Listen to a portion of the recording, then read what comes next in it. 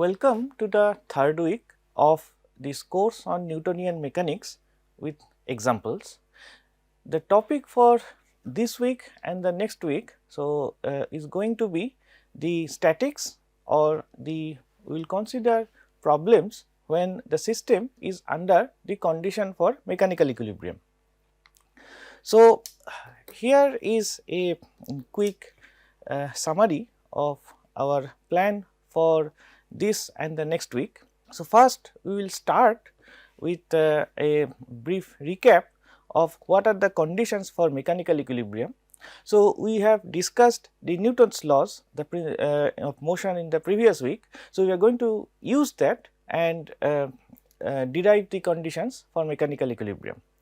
Then the plan is to introduce to you different ways to solve problems under statics condition. So, the first way that we are going to use is this technique of force and torque balance, and using the free body diagram that we learned in the previous week. Then in the we will also discuss two more techniques, one which is called the principle of virtual work, and the second how to use potential energy diagram to classify the mechanical equilibrium situations into stable, unstable, etc. So, as we said many times before in this course, our goal is to learn something about the real life, starting by application of the fundamental principles of physics. So, we are going to take several worked out examples, and our emphasis will be on real life situation, so that using the basic physics we can learn something about our day to day life. So, condition of mechanical equilibrium. So, the first condition is obviously the force balance. So, what we have in mind is a situation in which our system is static, which means it is motionless. So, that means that first thing we need is that the acceleration must be 0. Now, here I have written the Newton's second law. So, recall from this equation, on the right hand side so it says that the acceleration produced in a system is generated by the total force acting on the system divided by the mass of the system. So, now if the right hand side is 0, that it follows the second law that the total force acting on the system must be 0, the net or the total force acting on the system must be 0. So, this is called the condition for force balance. In engineering literature, it is sometimes called the load balance. So, load is same as force. So, if the total force is 0, then the acceleration is 0. Now, in addition, if the acceleration is 0, then the solution is that, so this dv dt represents the acceleration. So, this implies that the velocity is in general constant. Now, we are in this week and in the next week, we will specialize in some particular situation where the velocity is also 0. So, that the object that we are going to analyze, our system is completely motionless. Now, let us look at, so we know that in the previous week we wrote Newton's law in a slightly different way. So, it said a more general version of the Newton's law is that the net force represents the rate of change of momentum p with respect to time. Now, again, if the system is static, that means that, I mean, if you say that the total force is 0, then it follows that the rate of change of momentum is equal to 0. So, the rate of change of momentum is equal to 0, and hence it follows that the total momentum of the system must be constant. Now, again you know that there are examples. For example, if two particles are moving and colliding with each other, like a carom coin hitting a striker, that the total momentum is constant does not mean that they are motionless. So, we are demanding in addition to that the acceleration should be 0, that the velocity should also be 0. So, the case where the total momentum is conserved, but these objects are moving, so this case we will consider later in the course. Now, I also want to point out that if we write down the Newton's law in the third form, which is that the total force which is acting on some time duration delta t. Now, if you multiply the product of the total force times this time interval represents the change of momentum, and if the total force is 0, then it follows that delta p is 0, which means that again p is equal to constant. And since delta p represents the net impulse of the system, so this follows that in the case of if the system is in the force balance condition, then the net impulse must be 0. So, I am sort of trying to give you deliberately writing the same equation in multiple ways, so that you can look at the same condition in multiple ways. So, this is always an useful strategy to develop physical intuition about a new situation.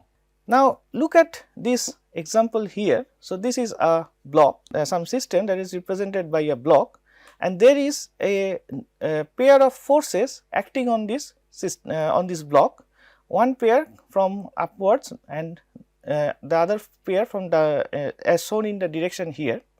Now, as we remember, recall that we say that the force is represented by this arrow, and the length of the arrow must represent the force. So, even though nothing is mentioned in this diagram, we can easily see that the force is acting, the two forces are equal and opposite because the lengths are equal, and the tip of the arrow represents the point of application of the forces.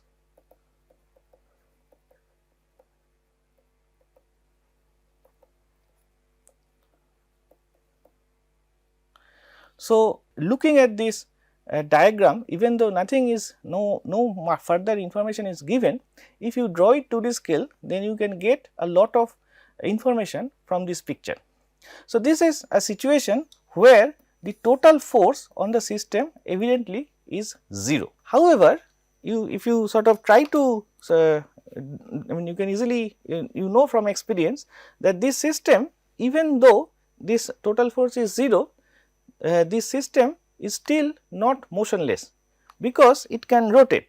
For example, if I suppose if I take this let us say this pointer as my object, and then this is a situation where a force is acting from this side, another force is acting from this side. So, you can easily see that it is going to rotate. So, in the case of mechanical equilibrium, if we demand the system to be completely motionless, that means we demand that the system must not rotate as well. So, this brings to us that we also demand the torque balance.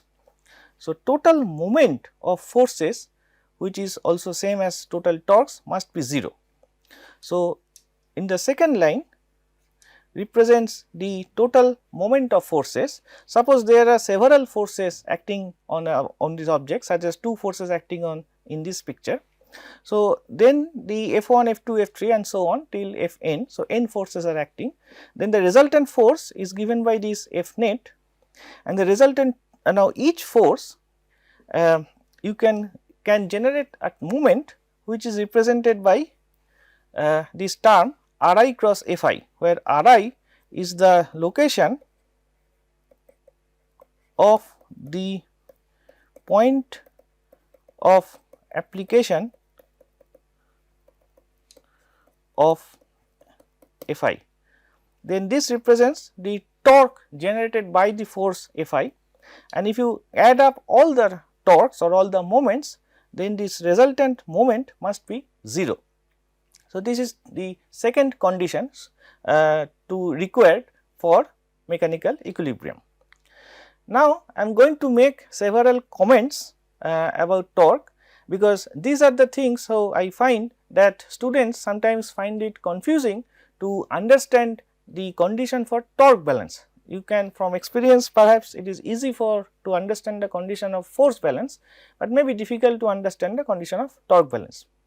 So, the first point is that in order to compute torque or moment of a force, first thing you require is a pivot point, a point about which, a fixed point, or you may call that as an origin of your coordinate system or reference frame, about which you are going to compute the moment. So, recall that this is Ri cross Fi is the moment. So, to calculate Ri cross Fi, you need it is not sufficient to know only the force, but you also need to know the location of the point of application, which means that you need to and this location is arbitrary. You have to specify with respect to which point you are defining this vector Ri. The second point is that it follows from this first point that if you take different fixed points as your location for calculating moment, the origin for calculating moment or the pivot point, you will get different values of the moment even for the same force. So, this means that in a problem, if there are several forces, then you must use the same pivot point when calculating each torque. This is very important. The third point is that the moment is a vector, and this vector nature is not so clear if you consider a planar force, all the force acting on the same plane, but it is really evident in 3 dimension. Then there is some useful property of the force, that if the force is translated along the same line of action, the moment about the same fixed point does not change. So, we are going to so this is something that will be clear as we work through the example. So, this is called the principle of transmissibility, and this is a very useful trick we can be used to solve problems. Now, I mention one thing, the fact that if in the mechanical equilibrium condition the total torque is 0, the condition of torque balance, it will follow that if we demand that the total torque is 0, then the lines of action of all the forces must pass through a common point.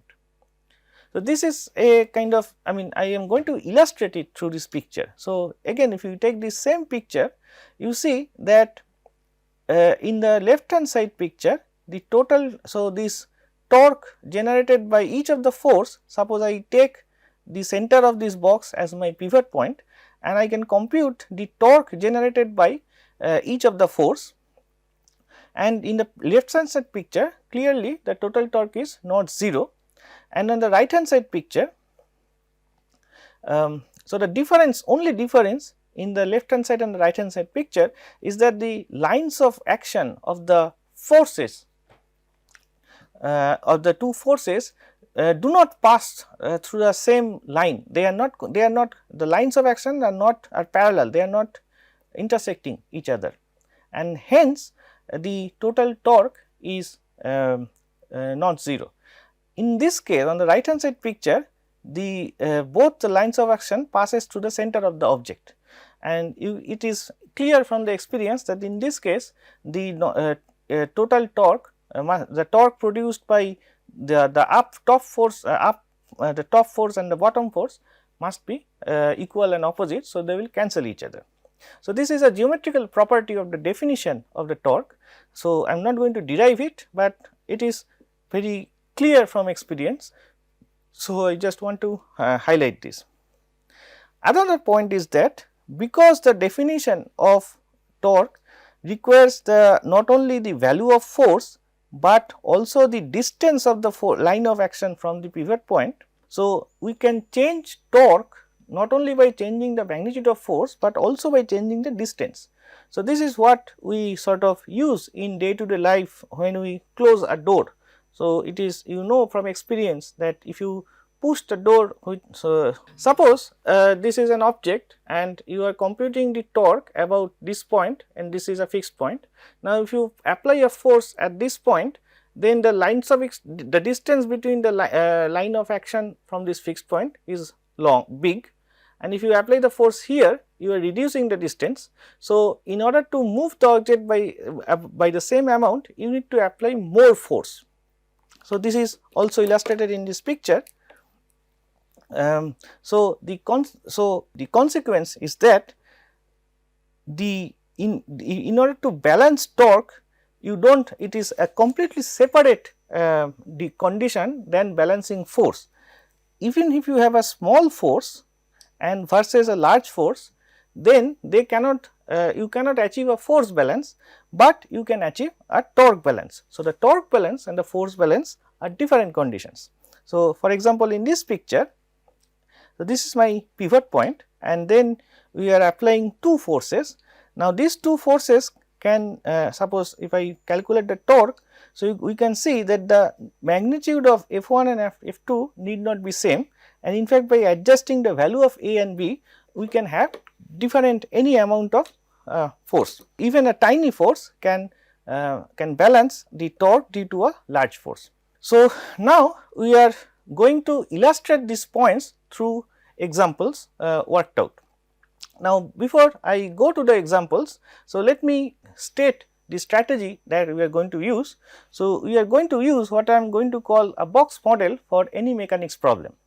So, it is not required to go through the details, it will be clear through the examples, but the first step is that we choose the system. The next step is that we represent the system by a box or schematically by a usually something by box, and then everything that is not part of the system we are going to call it surrounding. Now, system and surrounding exert force on each other. So, we identify these interactions and then we draw free body diagram and solve the problem. So, this is going to be our overall strategy for solving problem using free body diagram approach and force and torque balance approach. But first, before going to take examples of situations where we have force and torque balance, we first take a few kind of simple problems where to calculate moments. So, this is our first type of problems we are going to take to calculate moments and to sort of illustrate the points that I made. So, this is our first example. So, this is a very well known device, it is a gear. So, this gear is something that is found in all sorts of engineering machines. So, this is a wheel with some teeth, and so in the useful machines, then there are several gears which are connected to each other and they can rotate, and the rotation can be controlled through these teeth, and you can have different applications. But in this problem, so what is the problem? Consider the force F acting on the gear as shown in this figure. So, the problem is calculate the moment m due to F about the point O. So, the pivot point is mentioned. So, take the center of the gear as the pivot point, the force is given, calculate the moment. So, you are going to use several different ways to calculate it. So, first let us take a simple geometric way. So, it is important to sort of draw a diagram to remind ourselves to do it analyze it systematically. So, this is our box. So, this is our what is our system? We are going to choose the gear as our system, and then everything else is surrounding, and in the surrounding it sort of exerts a force which is F. Now, force is a vector, its note down its line of action, the magnitude. So, the magnitude is 60 Newton and its direction is pointed downwards as shown in this figure, and this is the line of action of the force. Now, let us say this is the so these are the interactions. So, we have noted down all the interactions, the only interactions with the surrounding is F. Now, we are going to analyze it. So, the first thing is that we simply need to calculate the moment. So, let us say our first way to calculate the moment is that, so this is my pivot point O and this is my line of action of the force, then the perpendicular distance from this line of action times, let us call it d, times the magnitude of this force, that gives the magnitude of the moment. So, we need to calculate, so the F is given, we need to calculate what is d, and that we can calculate from the geometry. Suppose this point is, let us say this point is A, the point of, this is the point of application of the force, and this is a perpendicular on this line of action, let us call it B. So, we need to calculate what is AB. Now, given that this angle is 20 degree, which means this angle is same, and from the geometry it follows that this angle must be 20 degree. You can check it for yourself. So, then D, which is OB in this triangle, which is equal to OA times cos 20 degree.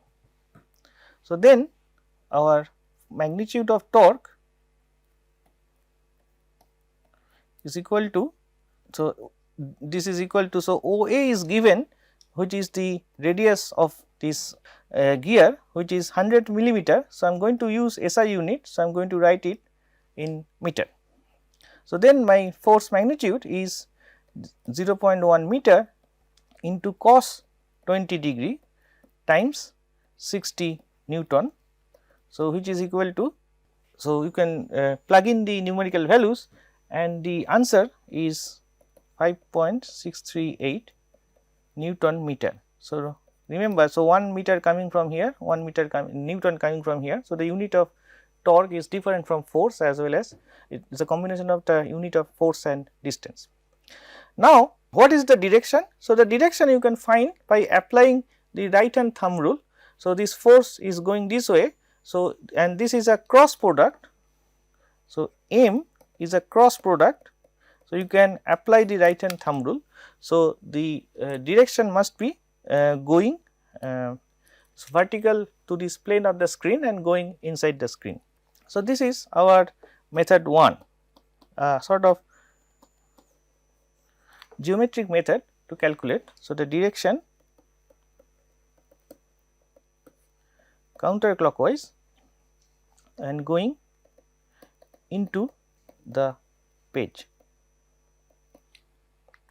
Now, we are going to use it a different way to calculate the second way to calculate the torque, to get an feeling about the moment. So, we are going to apply this definition that torque is given by r cross F. Now, we choose our coordinate system such that this is our x axis and this is our y axis. Now, if we instead of, so we redraw this force by moving it little bit further. So, so that the tip is now the tail of the arrow coincides with x axis. So, we are shifting the force along the line of action, and this does not changes the cross product value. So, it does not change the torque. So, this is what we mean by the principle of transmissibility. Then we can see that if we resolve the force along x and y direction, then this is going to be the y component and this is going to be the x component of the force. So, the from this choice of coordinate system, the position of the point of application of, so this is my r, this point A. So, this is OA. So, this is equal to 0.1 meter x hat, and there is no y component. Let us call that for the moment x times x hat to keep the algebra general. Then the F is Fx plus Fy, and this is equal to your so this angle is this angle is 20 degree.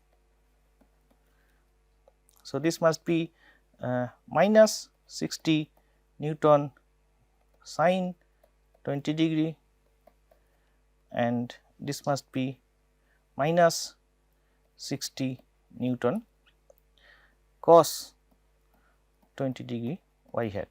So, this minus represents signifies the direction. So, then this r cross f is calculated by using this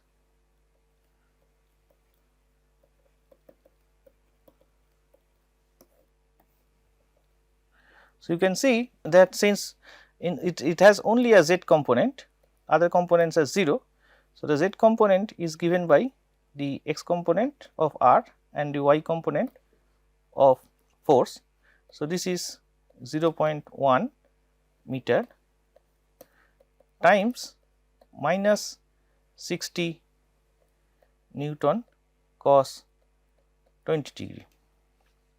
So, this is the magnitude and the direction is perpendicular, and you can very easily see that this is the same expression as before. So, you get the same answer, and here we do not have to apply the thumb rule, it is already taken care. Now, we can solve the same problem in another way to point out an important aspect. So, in this case, let us say we draw this picture again. So, this is my f, I have shifted it along the line of action little so that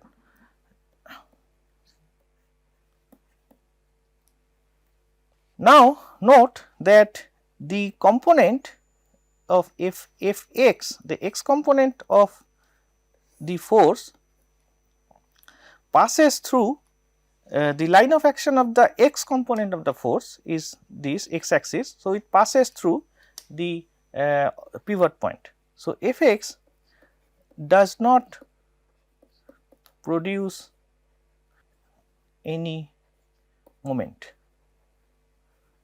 So, all the moment is actually coming from the y component, and the distance between the line of action of the y component and the pivot point O is very simple. This is just the radius of this wheel. So, that distance is just 0.1 meter, which is the distance between the pivot point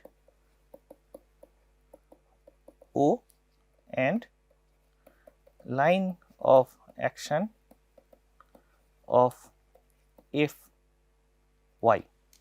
So, then our torque will be simply this d times F y. So, this is the magnitude, and this is going to given by again. So, we have just calculated this 60 Newton times cos 20 degree, and you get the same answer as before. And the direction is, of course, this will not give you the direction, but I mean the direction you can get from the right hand thumb rule, and it will be vertical and going inside the screen. So, this shows this is a third method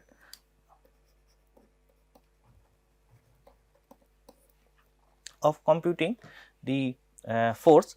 So, we introduce 3 methods, and each of them shows a slightly different aspect of moment calculation. And so, I hope now you get a better intuition about calculation of moment.